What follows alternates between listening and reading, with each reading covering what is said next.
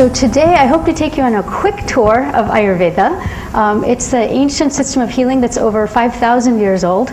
So I'm probably going to give it about 50 minutes. So the ratio of 5,000 to 50 is pretty intense, but we're going to try and cover a lot of ground in that area, in that time.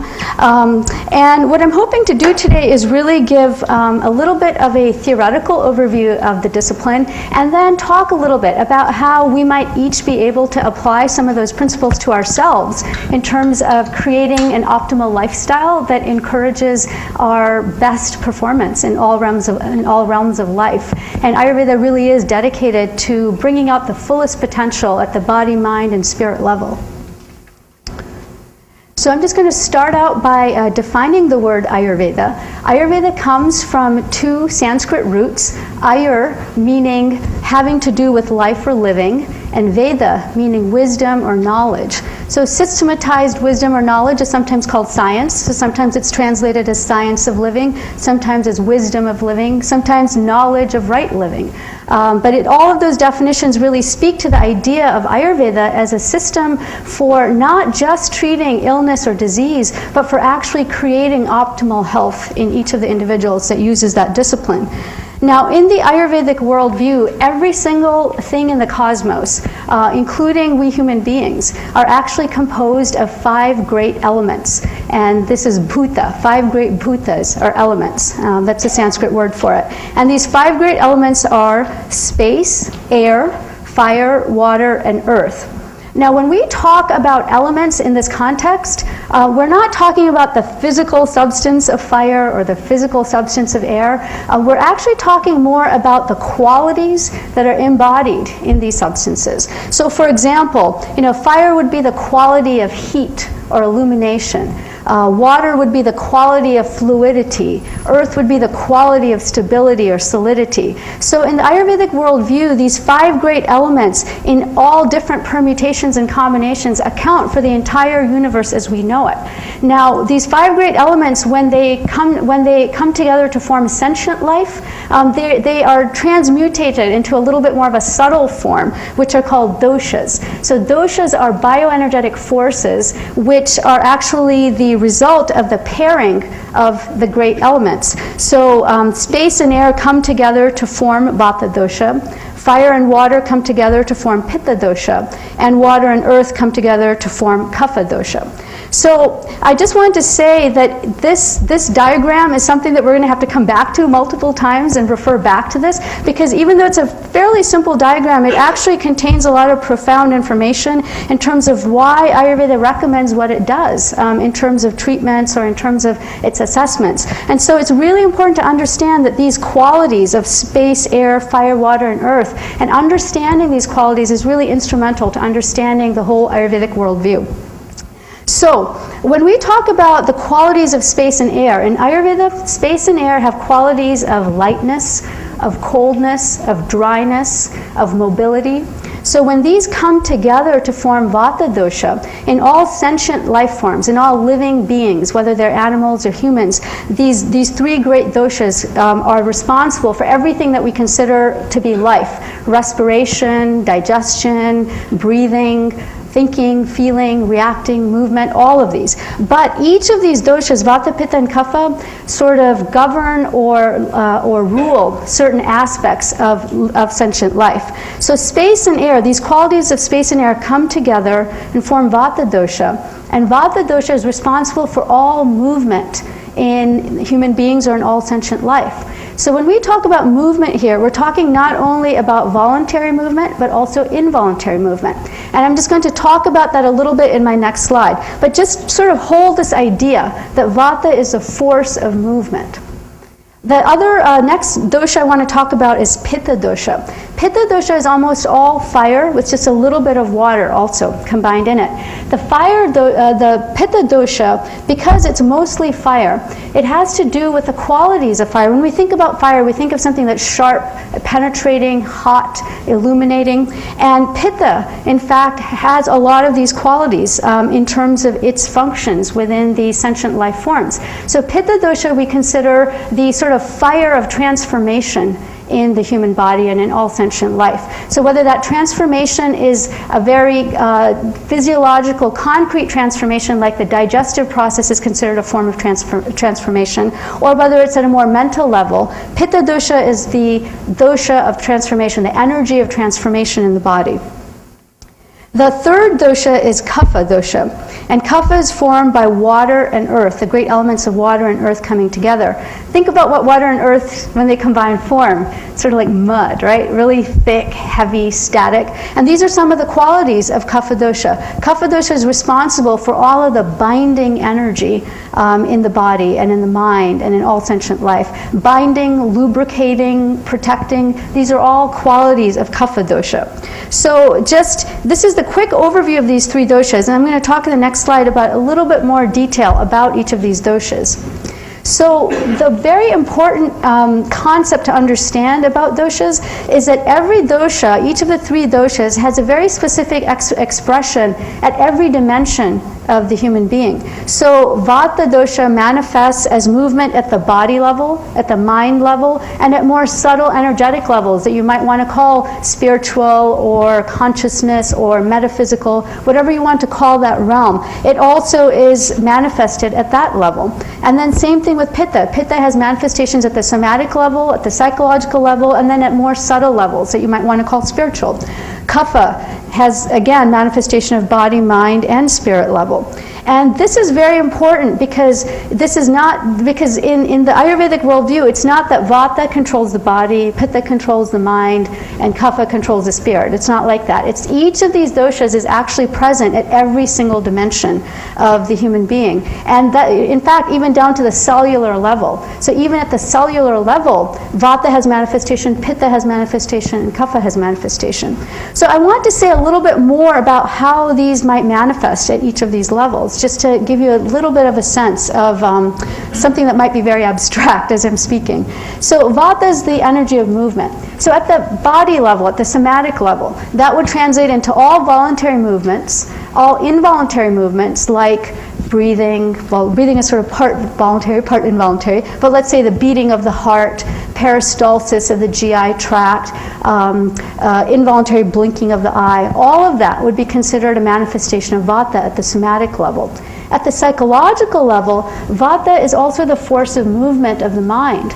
In fact, we always say that what is the fastest entity of all? We say it's the mind in Ayurveda, because the mind can take you anywhere from here to the outer realm of the galaxy, just like that. You think about it and you're there. And so the mind is supposed to be the swiftest, the quickest moving entity of all. So the movement of the mind, the natural tendency of the mind to jump from thought to thought, from feeling to feeling, from focus of attention from here to there, that tendency of the mind to move is considered to be part of Vata.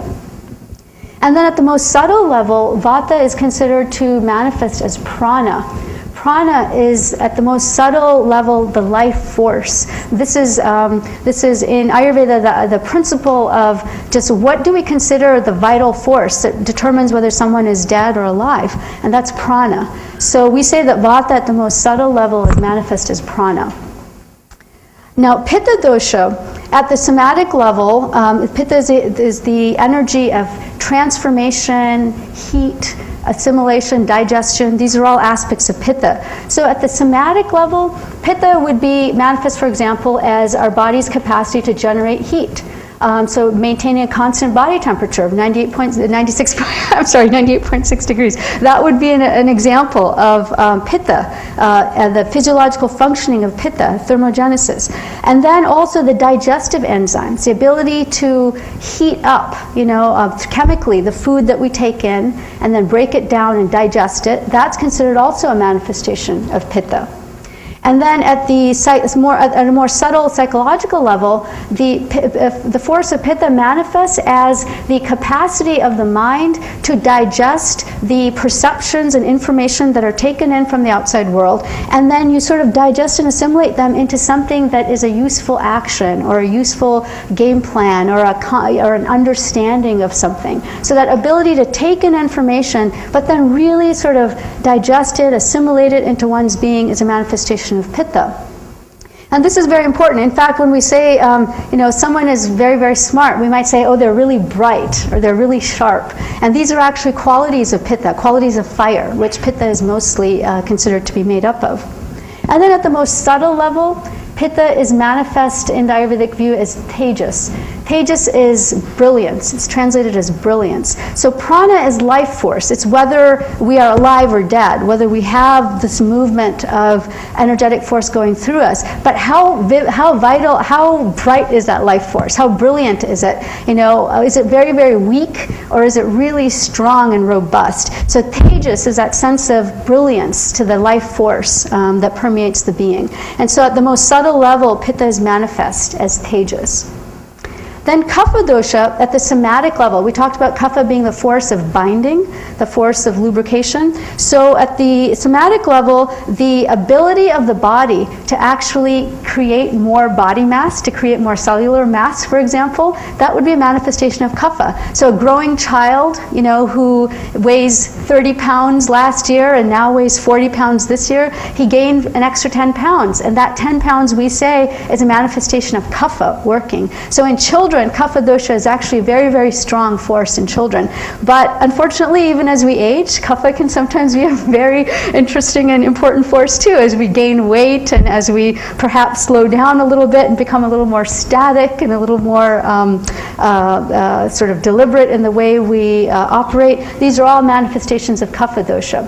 Again, at the somatic level, not only the amassing of body tissue, but also the lubrication of the joints, the lubrication of the alveoli, the forming of mucus throughout the body. This is all considered also a manifestation of Kapha at the somatic level. Because remember, Kapha is water mostly and earth. So think about those qualities of water and earth when you think about Kapha. So water and earth binds, but water and earth also lubricates and moistens. And so that's one of the primary functions of Kapha.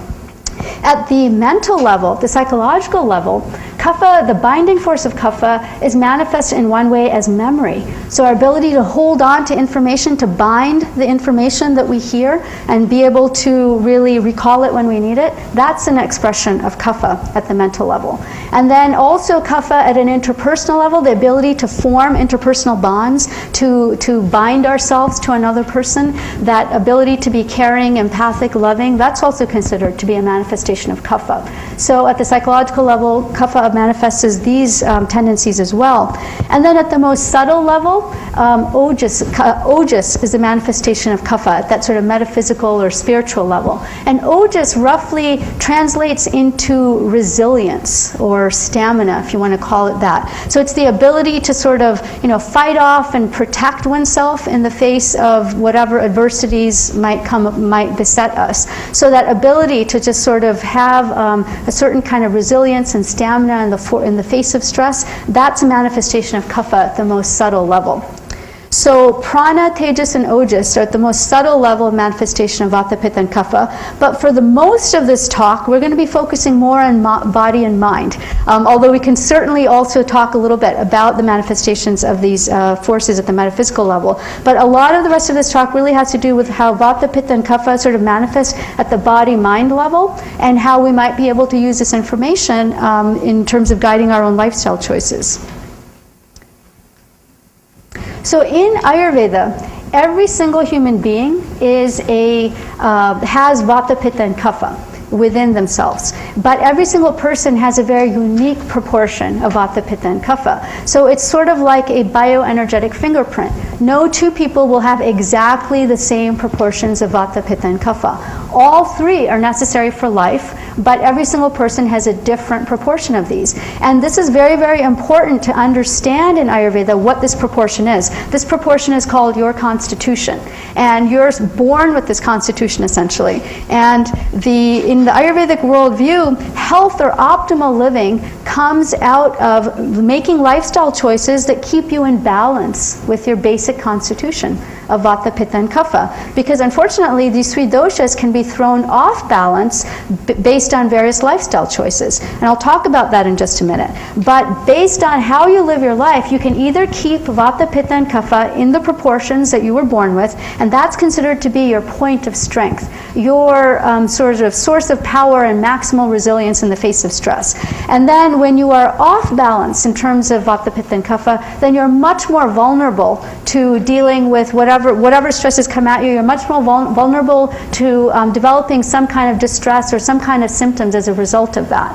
And in Ayurveda, this is sort of the explanation for why the same stressor might affect 10 different people in 10 different ways, depending on how much in balance they are or not in terms of their constitution. So if someone comes in coughing and sneezing into a room with 10 people, some people might walk away from that encounter with absolutely no ill effects whatsoever, and they just keep going on their merry way. And maybe other people will feel a little bit under the weather for a day or two, but then kind of recuperate very quickly and move on. And maybe somebody else will just come down with the flu for 2 weeks and be completely out flat for that period of time. So Ayurveda would say, well, that's because this differential response is because each of those individuals who encountered the exact same stressor in the form of this virus or whatever it was that was being spewed into the environment, that these people had different internal capacity to sort of meet that stress and to overcome it based on how much in harmony they were with their basic constitution. So the goal in Ayurveda is to understand what your constitution is and then to make wise lifestyle choices that keep you in balance with that constitution so that you have maximal resilience in the face of stress. And that stress can come in any form. It can come in the form of a viral or bacterial illness, or it can come in the form of emotional stress, or it can come in the form of financial stress or interpersonal stress, whatever it is. But you will have maximum resilience to meet that stress if you're living in balance with your constitution. So how does one determine constitution in the Ayurvedic worldview? So Ayurveda says that, first of all, because going back to that definition of health, health is when you are in optimal balance in terms of your constitution. So what Ayurveda says is, well, let's think back to when you were at your optimal functioning, in your life, at every level, body, mind, and spirit level. Let's think about a time when you were at your best functioning.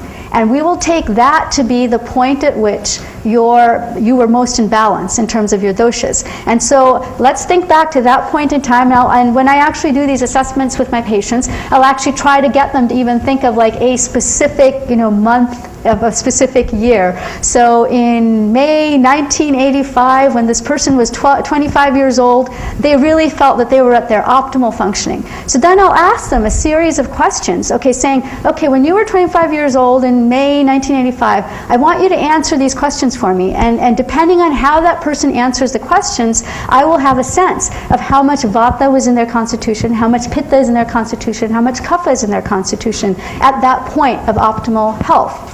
And so the questions that I'll ask will have to do with a variety of different mind-body parameters. So Ayurveda really has an exhaustive list of questions that are designed to get at different parameters, mind-body. Some of them are physical. So, for example, I will look at body, build, and weight and think about, where were they when they were 25? What was their body build? What was their body weight? And then I compare it to where they are now. So that will give me a sense of, here's where they were at their optimal functioning, and here's where they are now. And then that gives me an idea of which dosha or set of doshas is most changed or most affected.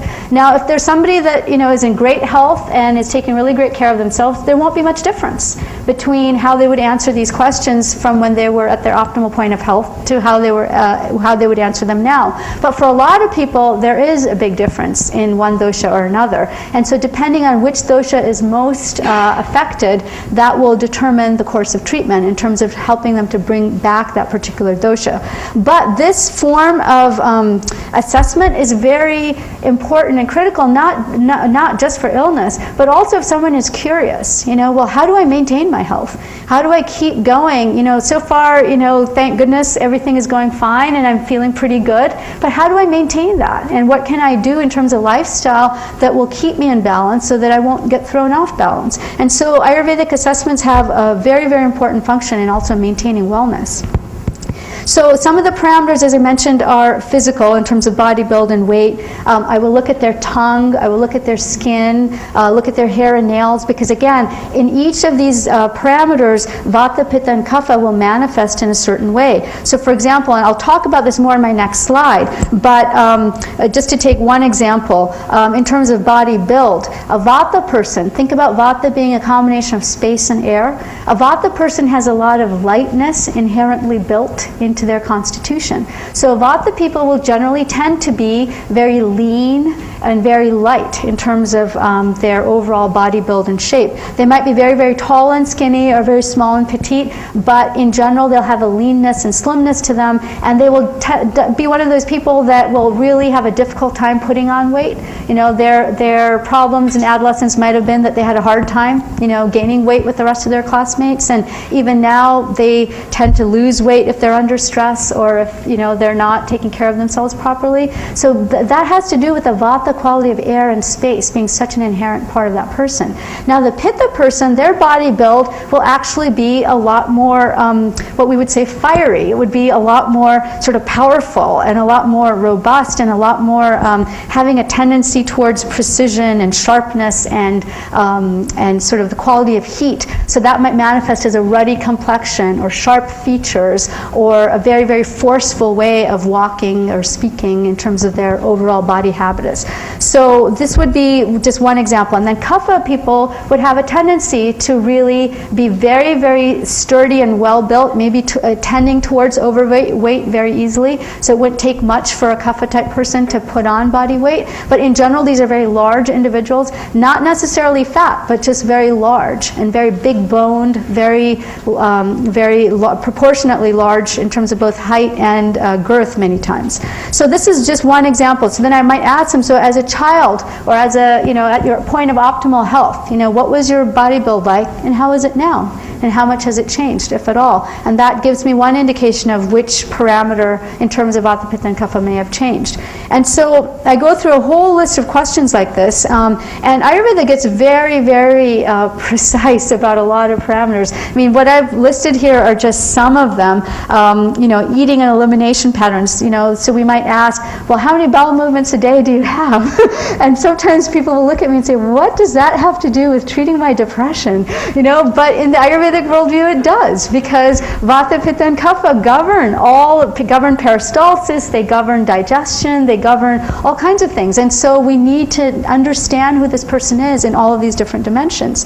And then sleep patterns and so on and so forth. So I'm going to just give you this slide for a minute, which tries to put together some of the information, some of the key information in terms of body-mind parameters and how they might manifest in a given individual. And again, remember, every single person has Vata, Pitta, and Kapha. So no one is going to be missing one of the doshas. Every single person has all three. All three are critical for life.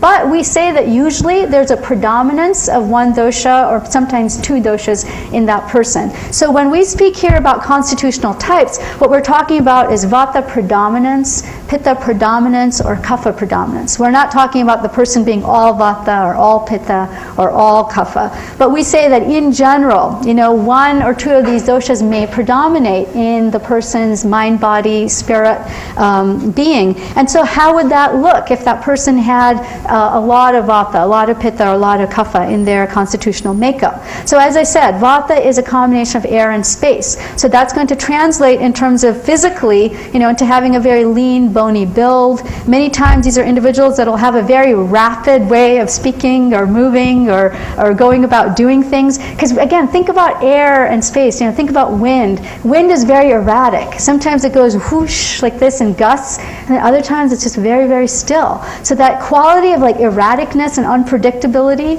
is an aspect of Vata. And so that really determines like a lot of the Vata physiological traits, like being ravenous 1 minute and then being completely satiated 5 minutes later and having nothing in between. And stamina levels also being very, very erratic in that way.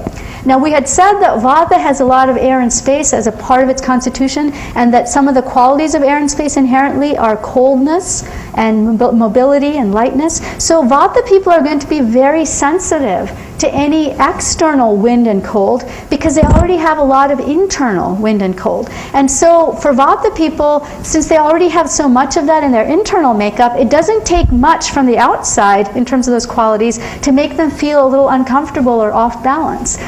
So they're going to be the people that are going to be putting on sweaters and putting on, a lot of layers when everybody else is feeling just fine in the room, and they're like, oh, is there air conditioning on? And they're putting on sweaters and so on, because they just have that inherent sensitivity to the wind and cold.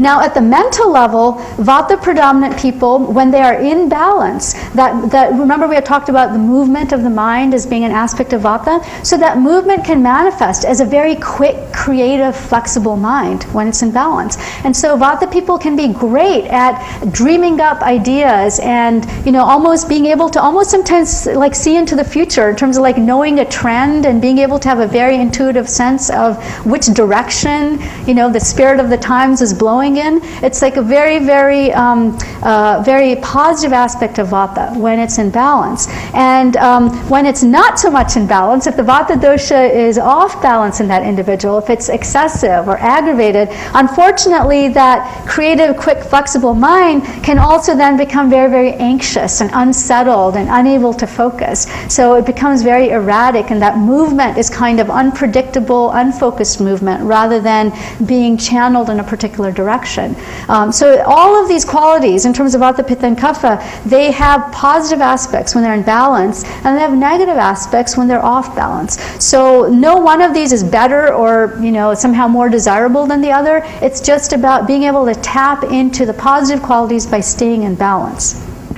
So Vata individuals also in terms of mental activity, because the mind is so flexible and movable, sometimes Vata people have a difficult time making decisions and sticking to them. It's like they're always great at being able to say, well, that's a good choice, but what about if we went this way? And then that has some really good benefits too. But then maybe we should go back to this way. So there's a lot of vacillation with Vata, a lot of that movement and erraticness that can sometimes take over. And then in terms of memory, Vata people are very good at learning. They're very good, very quick, but sometimes they forget stuff really quickly too. They learn things very quickly, but then if you ask them a week later, their retention rates might not be so great. So that's one of the aspects of Vata mentally. So because these are some of the qualities of Vata that air and space elements bring to the person, we want to counterbalance air and space qualities as much as possible to keep that person in balance. So for Vata, we want to, for example, encourage a lot of warmth in the food that they eat, in the environment that they're in, because there's so much inherent coldness in Vata in terms of the air and space qualities having a lot of coolness attached to them. So we want to counterbalance that by, as much as possible, keeping Vata predominant people warm. And so we encourage them to eat rich, warm foods that are a little bit heating, so a little bit of spice is good for Vata.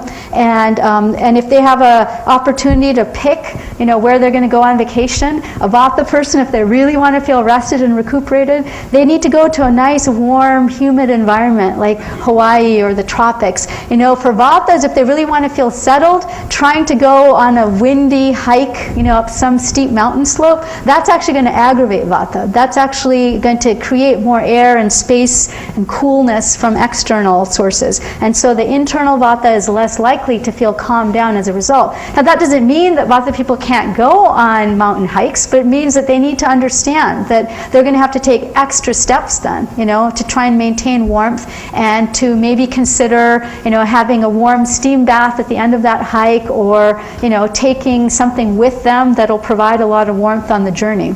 And this is one of the ways to take this into account in terms of the lifestyle choices that you might make. And then because Vata is so erratic and so changeable in its nature, the way to help Vata people, even though they'll resist this with all their might because their constitution is so not into this, but what they really need is structure and regularity, because structure and regularity is what helps to ground Vata. It's the thing that gives that erratic, movable sort of airspace energy some focus and some predictability. And so it's very, very important if Vata people are going to function well, that they sleep at the same time every day, that they eat meals at the same time every day, and that they have a really nice long sleep. Vata people, we really encourage them, 8 hours of sleep isn't enough. Sleep 9, sleep 9.5, sleep 10 sometimes if you need it, because Vatas are really going to benefit from that extra rest, because they have such a tendency to expend so much energy and movement during the day. They really need that recuperative energy. Now, I'm just going to move on quickly now to Pitta. So Pitta people, remember we said, have a predominance of fire. A little bit of water, but predominance of fire in the Pitta constitution. So what that translates into at the somatic level is a sense of forcefulness and power at the physical level. So they're very powerfully built usually, have a lot of muscle mass, have a very forceful way of expressing themselves. They have very, very strong appetites many times, strong stamina. But because there's so much internal heat in Pitta, first of all, anything that in terms of external heat is very likely to throw them off balance. So Pitta people hate hot weather. They're the kind of people that will, just kind of strip down to whatever they can strip down at the slightest bit of warmth in terms of the day outside. They hate, they sweat very, very easily with just the least amount of heat. They hate that sort of clammy, hot sensation of being out in hot weather. So it doesn't take much in terms of external heat to throw a Pitta person off. And then similarly, external heat, like in terms of food that you eat, will also throw off a Pitta person. So Pitta people might love spice, but spicy food, because it's supposed to have a lot of quality of fire in it, will also make a Pitta person really easily go off balance. So when the Pitta person is in balance, at the mental level, that sort of sharpness of mind, that sharpness of fire, will lead to a very quick, very intelligent mind. Something that a mind that can really just look at the situation and make an assessment and be right on target. Know exactly what's required in that situation and really be able to come up with a very appropriate plan for that scenario. So ER physicians, for example, are many times blessed with great Pitta minds, because they might not have all of the information available to them, but they're very good at looking at the information that they do have, putting it together, coming up with the right diagnosis, and coming up with a plan of treatment that will really help save that person's life in that moment. So these are very, very good leaders, very, very good thinkers. Many CEOs of companies will have a lot of Pitta qualities predominating. And when they're in balance, they're wonderful leaders and often have a very devoted following in terms of people in their company or people in their program really trusting their instincts and being able to follow their lead. But when Pitta is off balance, whether it's due to external heat, internal heat, or contact with other sort of heat, what we would say elements of heat in terms of external stressors, and that might even involve, for example, we would say alcohol, a lot of sexual activity, a lot of sensual activity. Those are all supposed to also be heating in Ayurveda. So an excess of all of those activities is supposed to throw the Pitta person off balance much more easily than the other two constitutional types. And so when a Pitta person indulges in lifestyle choices that have too much heat, that internal heat is aggravated, and then that person gets thrown off balance in terms of Pitta. And so what does that manifest as? Many times that will manifest as a kind of irritability and tendency towards anger, very like a hair trigger anger, very competitive or very jealous kind of strivings, and an inability to really let go of something and just kind of hold on to it with a kind of competitive spirit and just sort of ruthlessly try to obtain your goal no matter what the costs are. Those are sometimes some manifestations of Pitta, when Pitta goes off balance, when it goes awry. So those exact same leadership qualities that can be wonderful when they're in balance can also really work against the person, when they're off balance. And so the beloved leader might become a tyrant. And the leader that was able to make really good choices, that really took the whole picture into account and really lead, the company into the right direction, they might make a very self-centered decision based on maybe rivalry with this other person and that not thinking about the company as a whole, for example. So those would be examples of the Pitta mind when it's off balance, not making a very good decision. Now, the Pitta person, because they have so much internal fire, in terms of what lifestyle recommendations we make for them, those are recommendations that will help to counterbalance all of the internal heat by producing more coolness and more of the a little bit more of the heaviness also. Because Pitta, even though it's hot, it also has some light qualities. And so, for Pittas, what we recommend, for example, is whenever possible, keeping their external environment cool, but also in terms of their meals, eating cool foods. So salads, for example, are great for Pitta. Sort of cool, light food is good for Pitta. But salads with some, like, say, tofu thrown in or something, for a little bit of weight in there. But for a Pitta person, we also need to consider tastes, because in Ayurveda, I'll get to this in just a minute, but in Ayurveda, all of the different tastes also have an effect on Vata, Pitta, and Kapha. And sweet is supposed to be the best counterbalance to hot, actually. So we recommend cool and sweet foods, and we recommend cool environments, and we recommend a moderate amount of sleep. Not as much sleep as for Vata, but as you'll hear, not as little as for Kapha. So somewhere just in between for Pitta. So let's move on now to the Kapha predominant individual. So the Kapha predominant individual has a lot of water and earth inherent in their constitution. So that's going to manifest as a very large, hefty build, and a sense of deliberateness in the way they move, in the way they speak, in the way that they will think and come to decisions. And then because Kapha has a lot of dampness and a lot of coldness as a part of its inherent constitution, the Kapha person is going to be most sensitive to foggy, cold climates. So actually, like the kind of weather we had last week before it got all sunny, that would be the kind of weather that Kapha people would do the worst in, because that external dampness and coldness will really aggravate that inner quality in Kapha. And so when the Kapha person is in balance, you know, that quality of water and earth, creating that stability, that sort of groundedness, that will manifest as a very deliberate-minded person.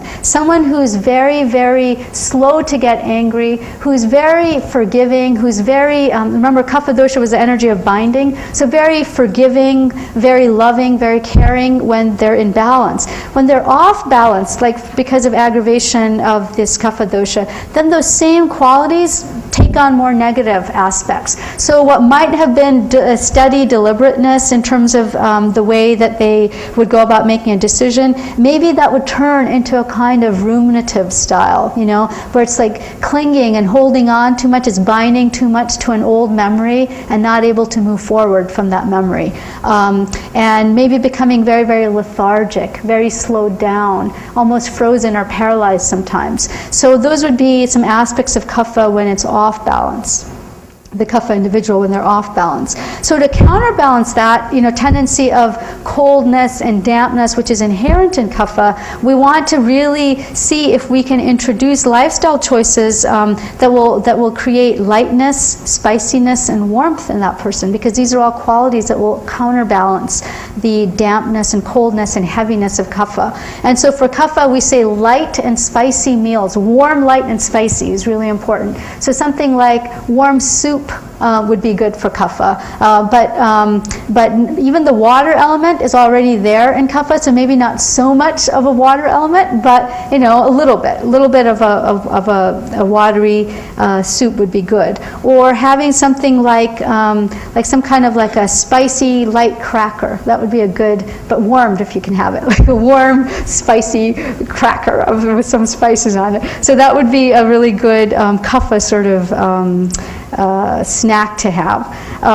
And so we have to, we'll get into the Ayurvedic nutrition in a later slide, but we really need to think about the qualities of the food that we eat in terms of how they would affect Vata, Pitta, and Kapha in terms of making choices. And then obviously the climate for Kapha that would be the best would be a warm but dry climate. Remember with Vata we said a warm but moist climate, but for Kapha, warm, dry climate. So a desert would be a perfect, you know, like living in Arizona or something would be great for a Kapha individual. Whereas for a Vata individual, the warmth of the desert is good, but the dryness would not be good, because the dryness would aggravate some of the inherent qualities of dry that are part of Vata. So, but dry would be good for Kapha in terms of helping to counterbalance a lot of the inherent moistness.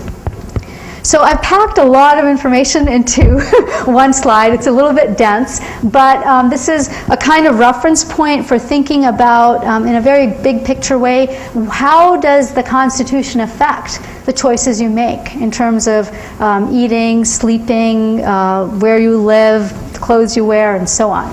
Yes? Those are actually different. Oh, the question was, do the little graphics that I have with Vata, Pitta, and Kapha have any specific meaning?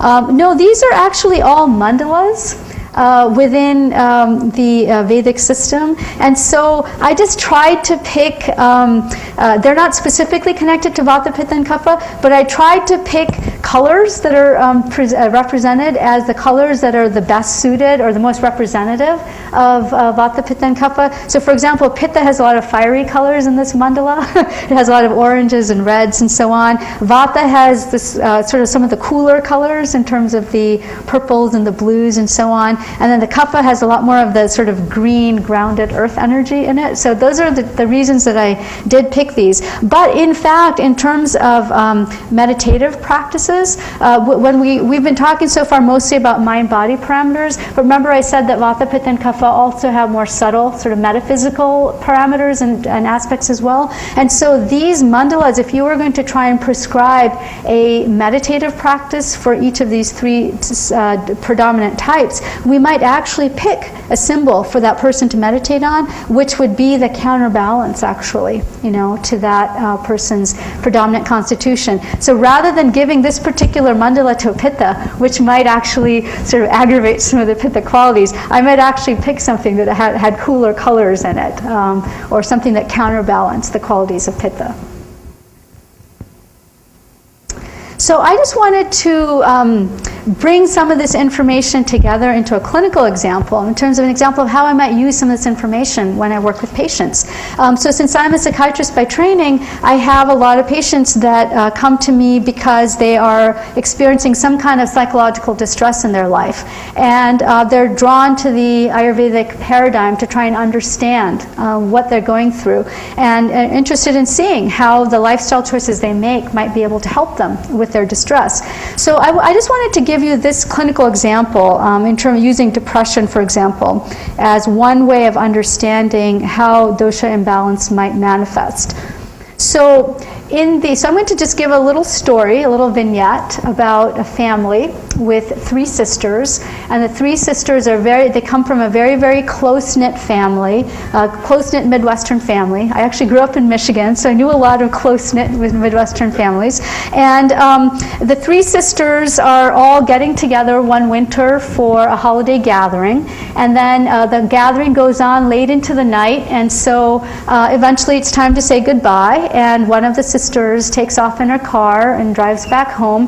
Unfortunately, it's a very, very slippery, icy road on the way home, and as she's crossing a bridge, she gets into an accident and runs her car over the bridge, and tragically she dies.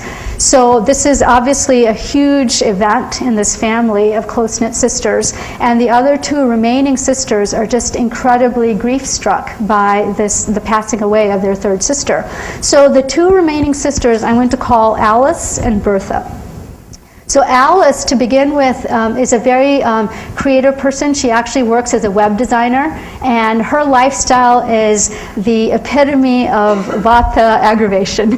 She has these deadlines to meet all the time where she stays up late and doesn't eat and hardly gets any sleep, but she gets a lot of enjoyment out of the work that she does because it's a lot of spontaneous, on-the-fly thinking, a lot of creativity. It really calls for a lot of flexibility. So Alice, this is the kind of work that she loves, but she also has to work really hard to make sure she takes care of herself properly, because that lifestyle that she's in has a tendency to aggravate Vata. So after her sister dies, unfortunately, this aspect, this Vata aggravating aspect of her life really takes off. So what she does is she throws herself into her work to try and cope with this tragedy, because she really just doesn't understand how to deal with this. She just feels completely blown away. And so she says, well, I'll do what I know how to do, and that's my work, and that I'll just bury myself in my work. So she takes on more and more projects, literally is driving herself, to the bone with no sleep at all. She's losing weight. She's already slim to begin with, but she loses like 30 pounds in the course of 6 months, and she doesn't have that much weight to lose, so she becomes really, really gaunt. She can't sleep at night. She's tossing and turning. Her mind won't turn off. She's anxiously thinking ahead to the next day and to all of the problems that she might have to solve. So she's losing sleep. She's losing weight. She's anxious all the time. She can't sit still. She's really just grief-stricken about her sister, but she just literally can't sit still. Whenever she sits down for 1 second, she jumps up and goes to some other place, and so on. She gets on the phone. She talks a mile a minute. She calls up, her family all the time, but she just rattles into the phone. And as soon as the person, tries to intervene and say a word, they can't get a word in edgewise. They might say, well, what do you think about getting to bed on time tonight or something? And then she'll just move on to the next thing and say, but I can't do that because I have X, Y, and Z, deadline that I have to meet, and blah, blah, blah, blah. And she'll just go on and on and on. And so as much as she reaches out and tries to get help, she actually can't take much in her very, very anxious, agitated, sort of, restless state that she's in. And so sure enough, after her sister's death, about 3 or 4 months after her sister's death, she's just completely exhausted. She just, literally, passes out at work one day and, is sent home, and she's told to take a leave of absence, and she says, okay, very grudgingly, but she goes home and she doesn't know what to do with herself. She's just flitting around the apartment, trying to keep herself, occupied, but nothing gets done, and pretty soon she ends up, in her doctor's office, and her doctor says, well, I think you have depression. And I think you have what we would call an agitated depression. And she says, oh, I didn't realize, because I'm very active, and I think about a depressed person as someone that's very, very slow and can't think or can't move. But no, in the Western, Diagnostic and Statistics Manual definition, she meets criteria for major depression.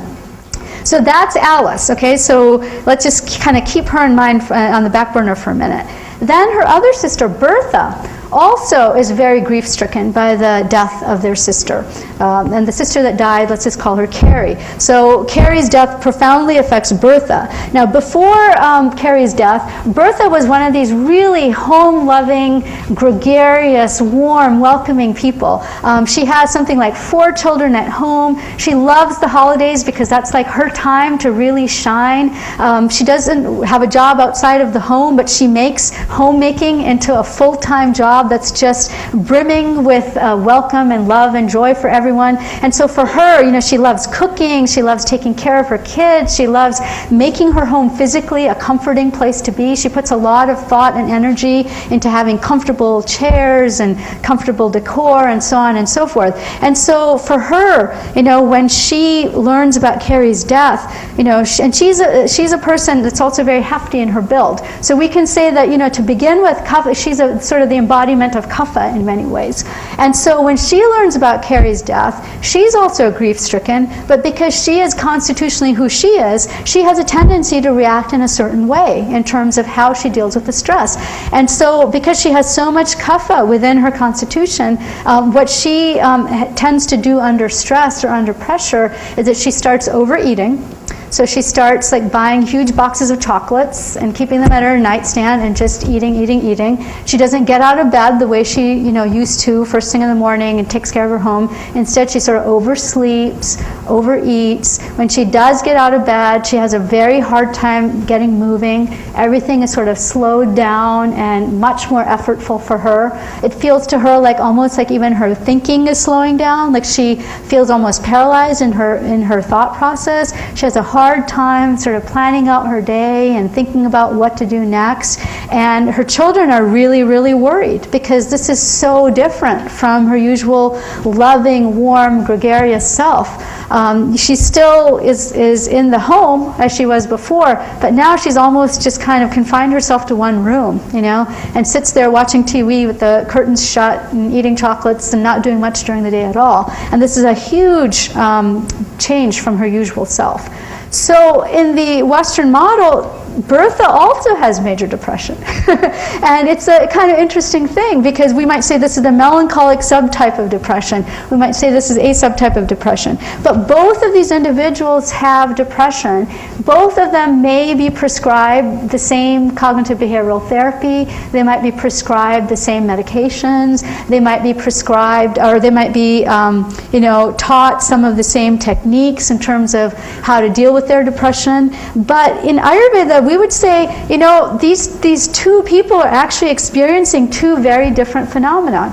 We would say that Alice is actually experiencing what we would say is vata excess, or vata aggravation, because all of these qualities that she's manifesting in terms of anxiety, insomnia, loss of appetite, that sort of compulsive moving and talking, those are all manifestations of vata being too aggravated and too exacerbated in that person. And we can say that this is a very different phenomenological picture, actually, from the person who has the kapha excess. So Bertha, we would say, is suffering from kapha aggravation.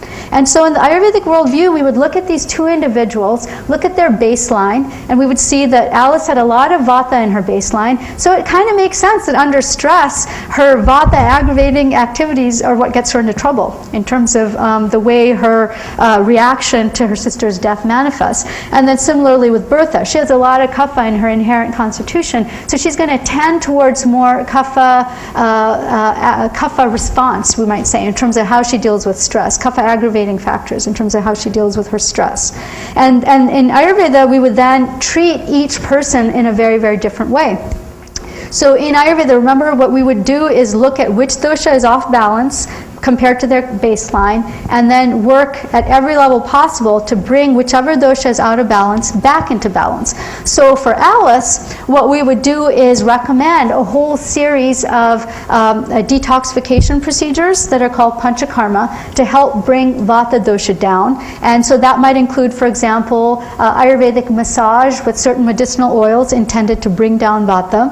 We might prescribe certain yoga asanas, but again, the yoga asanas in Ayurveda, every single asana in the yoga world has a specific effect on vata, pitta, and kapha. So we would pick vata lowering yoga asanas. So not everyone should actually do all of the asanas in terms of having the same effects. So we would and pranayama, which is the breathing exercises in yoga. So we would give vata soothing pranayama exercises, vata soothing yoga asanas. We would give meditative exercises for vata that are intended to help ground that person. So for example, some of you have probably heard of like an empty bowl meditation, where the idea is to try and sort of empty your mind of all thoughts. That is not a good technique for a vata aggravated person, because vata has way too much space and air as part of their inherent constitution. So for a vata person, it's much better to meditate on a particularly grounding or soothing word or soothing image for them that helps them to feel grounded and connected rather than dispersed and fragmented and out in space. So I might ask them to imagine the face of someone whom they really love in a very unconditional way, or think about a word which brings them a lot of comfort and grounding, and ask them to meditate upon that as opposed to an empty bowl meditation. So again, we really need to take who the person is into account. And then again, in terms of sensory experiences, really making sure that they put themselves in environments where they have a lot of warmth, the vata person, to counterbalance that vata aggravation. Social experiences. So just to sort of pick, like if a vata person has a choice of going to a really loud, stimulating rock concert, versus having a long soak in a tub for the night, with maybe, with a close friend or something, going to the hot tubs and having a good long soak for a while, I would say do the hot soak, for the person with vata aggravation. Whereas for the person with kapha imbalance, I might go ahead and say, yeah, go to a rock concert. It might help stimulate you a little bit. You have a little bit too much of that stagnation and stasis right now in your constitution. And then attention to nature is actually a big part of Ayurveda. Ayurveda is exquisitely tuned in to how not only does the immediate environment of the person in terms of like weather and so on affect them, but also what time of day is it, what season is it. So some of you have already heard about Chinese medicine here, right, in this talk. So in the Chinese specification of the day, I think the day is cut into like 2-hour chunks in which different organs are affected at different times. Well, in the Ayurvedic paradigm, every part of the day is split into 4-hour intervals, which are Vata or Pitta or Kapha dominant. So for example, Pitta time is from 10 a.m. to 2 p.m. and also again from 10 p.m. to 2 a.m. And so that's the time when if you're going to be doing something that requires Pitta energy, that's the proper time to do it. So digestion, like eating meals, eating your lunch, which is supposed to be the biggest meal in Ayurveda, that should be done between 10 a.m. to 2 p.m. because that's the Pitta time of day. If you try and eat a big meal at a different time when it's not Pitta, your digestive fires are not going to be as strong, and so you're going to have more problems in terms of being able to digest your food and assimilate it properly. And then similarly, in the nighttime from 10 a.m. to 2 p.m. is when they say the highest quality sleep happens in terms of being able to process and assimilate, all of the events of the day. A lot of REM sleep happens, in terms of phases in the night. And if you don't have good quality REM sleep, you don't actually end up feeling like you've had a restful sleep. And so there's really something very interesting about this Ayurvedic worldview that if you don't sleep between those hours, the quality of your sleep may be disturbed. And I've often found that if I miss my bedtime and if I stay up a little bit too late and it's like midnight or something, then it's very hard again to go to sleep. You've kind of crossed over into that Pitta time, and Pitta is very fiery and awake and sharp, and so sometimes I get my best work done at that time if I'm up late, but it's also not such a great time it's not so great to then sleep after that and not be having the best quality sleep that I could be having. So anyway, so Ayurveda also really wants each person to think about their day and think about aligning their activities in such a way that Vata, Pitta, and Kapha can sort of help them with their activities. So you can either swim with the current or you can swim against the current. And you can always swim against the current, but why swim against it if you can swim with it and get more productive work done? And so in working with a person with Vata dosha imbalance, I might really get them to think about, okay, in terms of the Vata times in the day, go ahead and do what you need to do in terms of activity because the Vata energy will kind of help you. But then when it's the Kapha time of day, don't pick a Vata, a sort of a Vata type activity to do at a Kapha time. So really try and match the time of day to what the quality of Vata Pitta is for that time. You can roughly divide the day like this.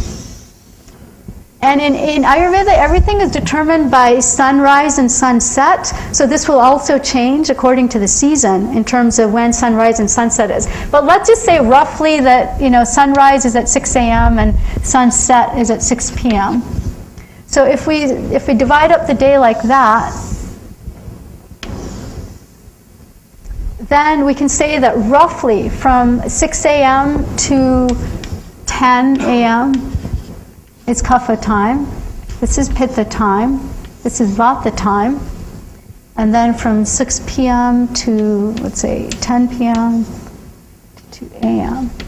So this is again Pitta here, and this is Vata, and this is Kapha. So just roughly speaking, so 6 a.m. We say in Ayurveda that you should try and get up before the sun, before the sunrise, because Vata is active from 2 a.m. to 6 a.m. So if you're able to wake up just before the sunrise, you have the energy of the day kind of working with you to wake up. But if you turn off that alarm, you hit the snooze button, and then it goes into like 7 or 8, it's much harder to wake up sometimes. And that's because Ayurvedically we say that we're in the Kapha time. Kapha is predominating then at that time. And so Kapha is a little bit slower, it's a little bit more sleepy or a little bit more lethargic. And so if you're not already already awake, this makes it much more of a challenge. But if you are awake, then that's the best time of day in the morning. It's a slower time. It's more deliberate time. It's the best time of day to meditate, to reflect upon the day, to sort of calmly prepare, for what you're going to be facing in the day ahead. So that would be it. So generally, we say in Ayurveda, you should have a nice, slow, kind of calm start to be in harmony with kapha this time of day. And then from 10, whoops, I didn't put the 2 p.m. here, sorry. Then from 10 a.m. to 2 p.m. is pitta time. So the meal, your meal time should definitely fall here in the middle of that. But in addition to meal time, pitta time is like when, if you have to really do some kind of like serious thinking about something and really make, an executive decision and really weigh all the pros and cons of something and come up with a plan for the day or a sort of an agenda, this is good time. From 10 a.m. to 2 p.m. is kind of like maximal productivity time from the standpoint of cognitive functioning. And then from 2 p.m. to 6 p.m. is Vata time again. So then this is Vata, remember, the energy of movement. And so this would be a good time of day if you wanted to exercise, if you wanted to do something that also involved some sort of creative brainstorming, for example. Like Pitta time in terms of cognitive decision making is much more about coming up with a plan and being able to formulate, a schema for something. But Vata is more like free-flowing brainstorming, creative imagination kind of time. So after lunch from 2 p.m. to 6 p.m. That sort of makes sense too. After lunch, a lot of us can't, necessarily make the best decisions sometimes because we're a little bit slower too as we're digesting our food. But in terms of just more free-form imagination, that's considered to be more Vata time. And then Kapha time is again from 6 p.m.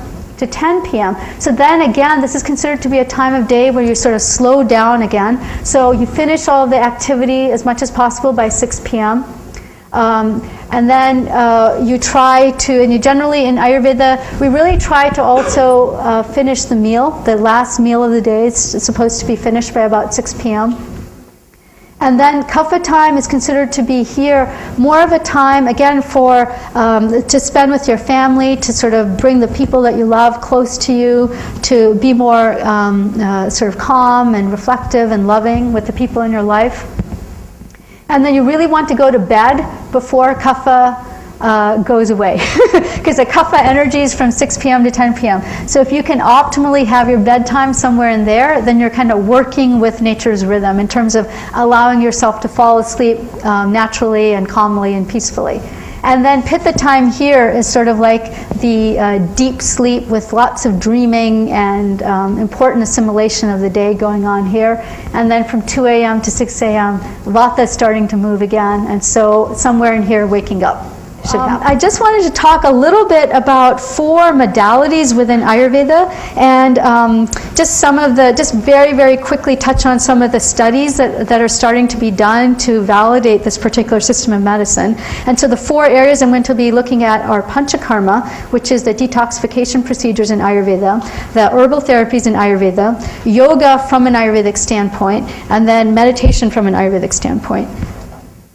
So first of all, it's probably not going to be a surprise to most of us that most of the Ayurveda research being done worldwide is not happening in the United States. It's happening in India, which makes a lot of sense, but also Britain, Germany, and Australia actually have a pretty large amount of data that's starting to get accumulated in the past 3 or 4 decades on Ayurveda. So unfortunately, the US is sort of behind the times, but hopefully we'll catch up soon.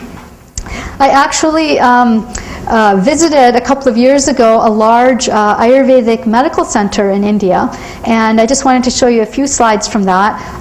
This is at the National Institute of Mental Health and Neuroscience. It's called NIMHANS, and it's sort of India's version of the NIMH. So it's really like the national center for mental health treatment and research. And I was just really surprised to find that they have an entire building that's dedicated just to Ayurvedic and yoga therapies. And so they provide conventional care for neuropsychiatric illness, but they also have like this entire section that's also devoted to using Ayurvedic and yoga therapies for neuropsychiatric illness. So in this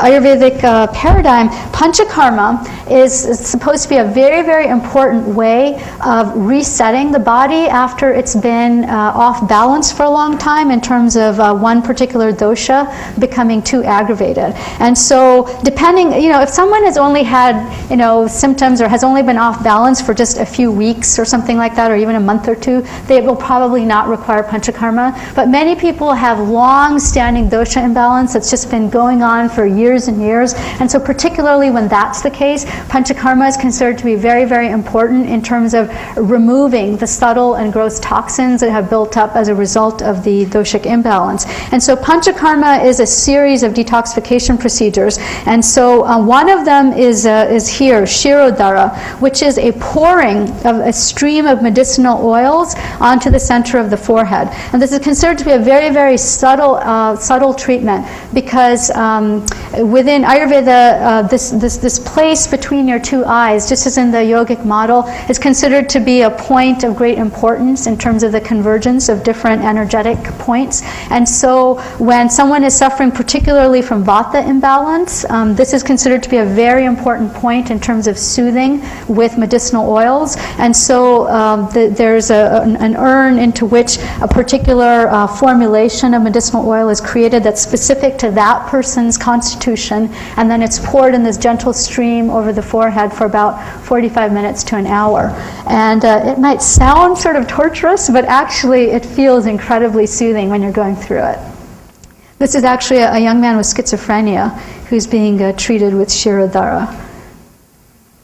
And then medicinal massage, abhyanga and svedana. Svedana is steam treatment. So abhyanga with medicinal oils and then followed by steam treatment is another very important aspect of panchakarma. So the types of oils that are used are, again, dosha specific for that individual. And it's not always just oils that are used. Sometimes it's yogurt, sometimes it's sand, sometimes it's salt.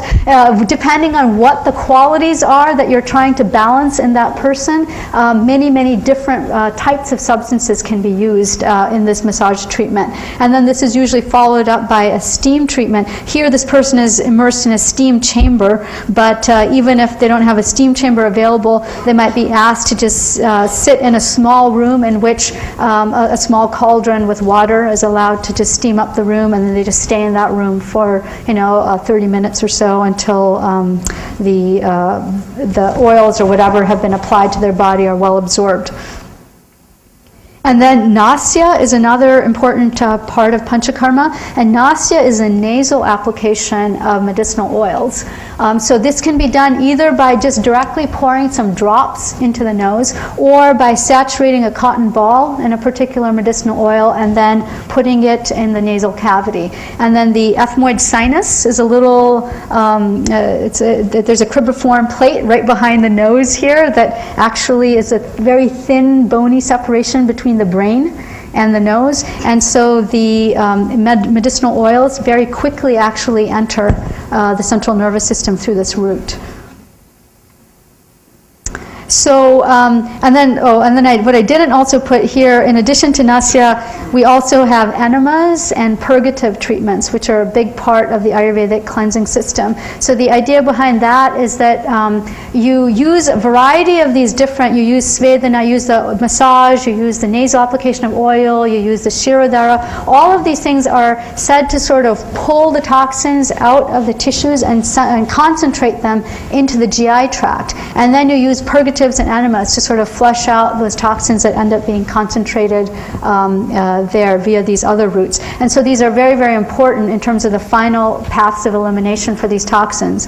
But I chose not to show you photos of those.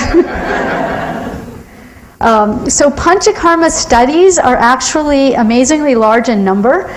We don't see a lot of them here in the US, but there's actually literally just hundreds of these panchakarma studies that have been compiled over the last 40 or 50 years in India. And there's a great book that I cited here called the very bottom one, The Scientific Basis for Ayurvedic Therapies, which the CRC Press put out a couple of years ago. And this particular editor has just done a fabulous job bringing bringing together all the different studies that have been done within the different disciplines and that are available in the English language, and put them together into a nice chapter summary for various body systems. And so I'd really encourage any of you that are really interested in looking at this in more detail to take a look at that book.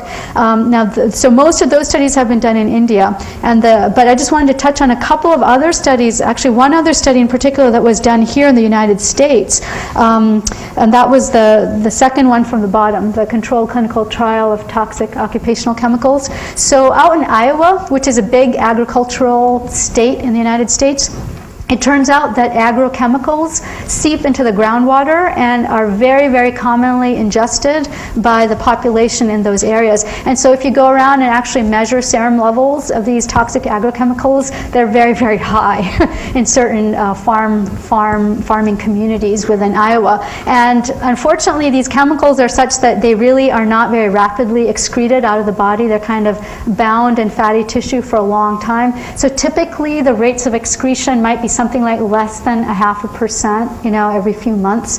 And so you end up actually, basically carrying these chemicals around with you for decades once you're exposed to them through food and through groundwater and so on. And so there was a very interesting Ayurvedic study that was done where they went to Iowa and looked at, I think it was like 60 subjects, and divided them into two groups. And one group was 30 subjects, and they were just followed for 2 months. They had their serum blood levels drawn at the beginning of the 2-month period, and then again at the end of the 2-month period. So one group just really had no intervention done, just had their blood drawn at the beginning and at the end. The second group actually had a series of panchakarma treatments done, and these panchakarma treatments were specifically designed to try and draw out these toxins and eliminate them from their body. And so after 2 months, they compared the serum blood levels of the group that had gotten the panchakarma with the control group, and it was pretty amazing. There was apparently a 50% reduction in the agrochemical levels in the group that had undergone the panchakarma, and the control group in that same period of time had something like less than 1%, change in their serum levels. So there really is something to these ancient procedures. We're not always able to explain how they might work from a Western standpoint, but it's pretty hard to argue with some empirical findings like that in terms of efficacy. The other study above that I wanted to just mention, the open controlled trial of Parkinson's disease. This is actually an important study in that it demonstrates that when you are trying to do an Ayurvedic treatment for some condition, it's very important to look at the Ayurvedic treatments as a whole kind of system of treatment, as opposed to trying to just extricate out one component of the treatment and use that alone. So in this particular study, it was a very small, the N was very small, so it's not by any means a definitive study. It was also an open control trial, which means that subjects knew what they were getting in terms of intervention. But still, I think it really points to an important concept, which is that the whole package of treatments that you might give a person to bring down their dosha is more effective than just doing one alone by itself. So in this study, people with Parkinson's received either panchakarma plus an Ayurvedic herbal remedy for Parkinson's, or they had only the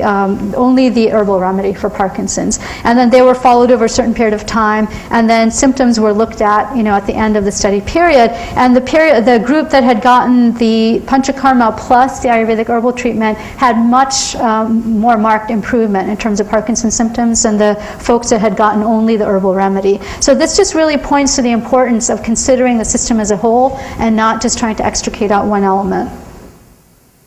And Ayurvedic herbal treatments are just huge in Ayurveda. It's just a huge topic. When I went there, this is an Ayurvedic school that I took some photographs in. The students in this particular class are required to learn.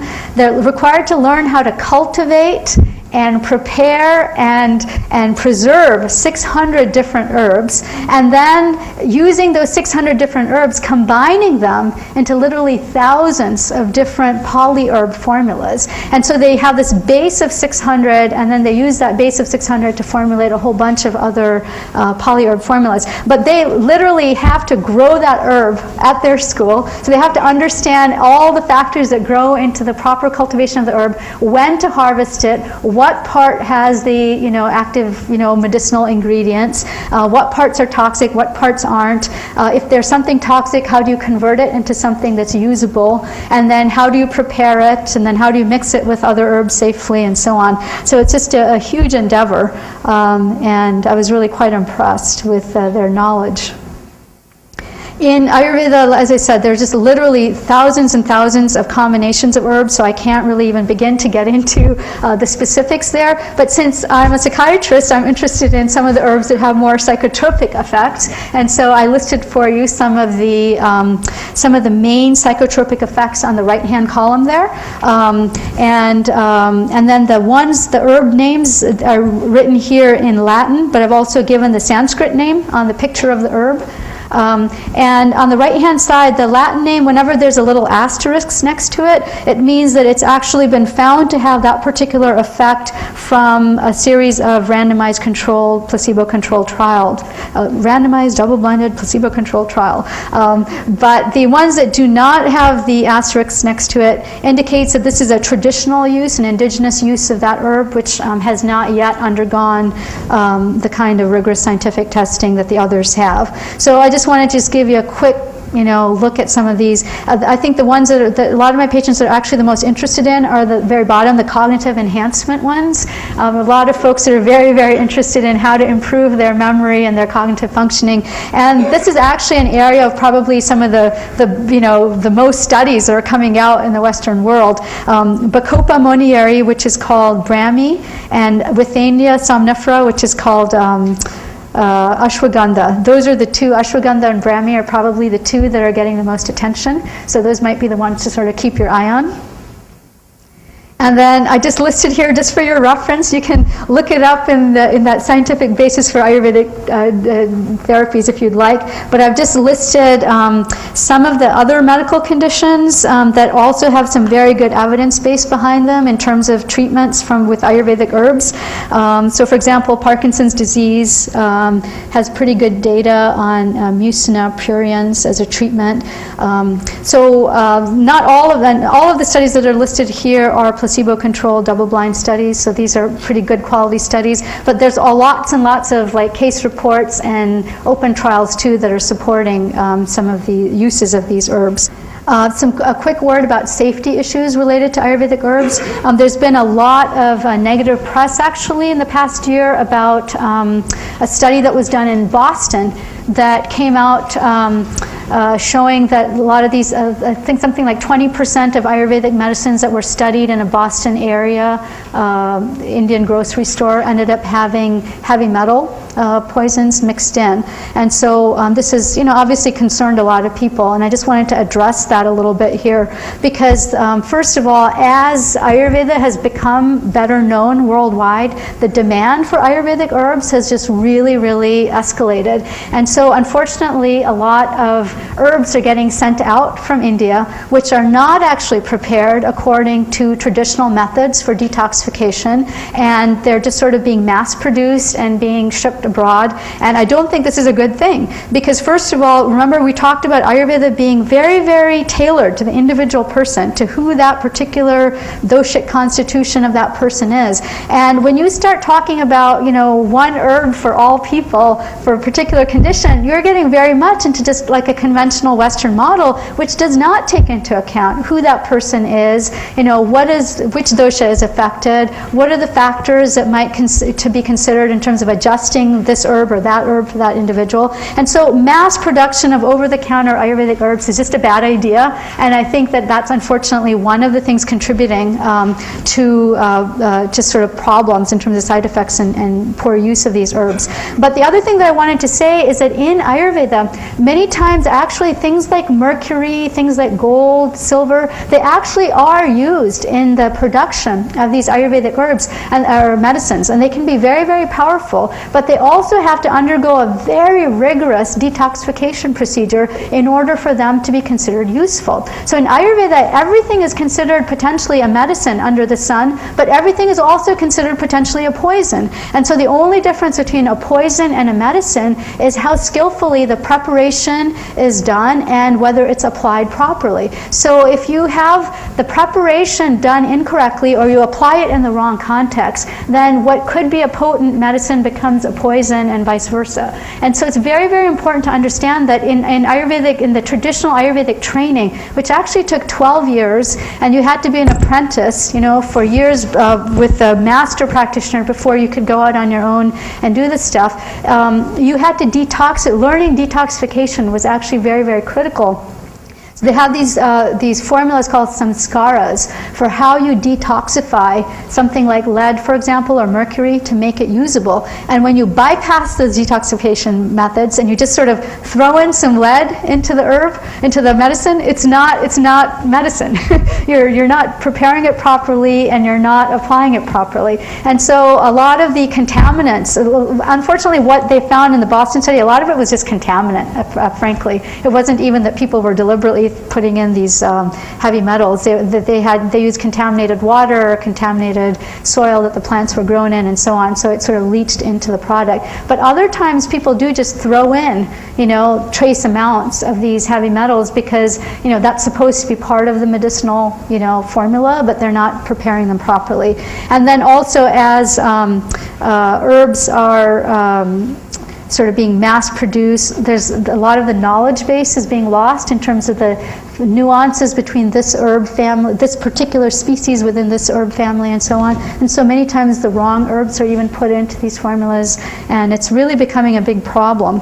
And also people are combining them in unorthodox ways that against the samskaras that sort of say this herb shouldn't be combined with this herb because of adverse effects and so on. And so they're just sort of putting things together in this very unexamined way, and it's really causing a lot of problems. I do think that India is very aggressively addressing this by, in 2002, they actually passed a law in terms of good manufacturing practices, GMP, that all of their herbs for export have to meet, all of the companies that produce Ayurvedic herbs for export have to meet GMP protocols. But a lot of the small mom and pop operations sort of bypass this. They send their cousin a bunch of these, Ayurvedic herbs in a bottle to sell in their grocery store, and so they don't end up, coming under the same scrutiny or regulation that the large manufacturers do.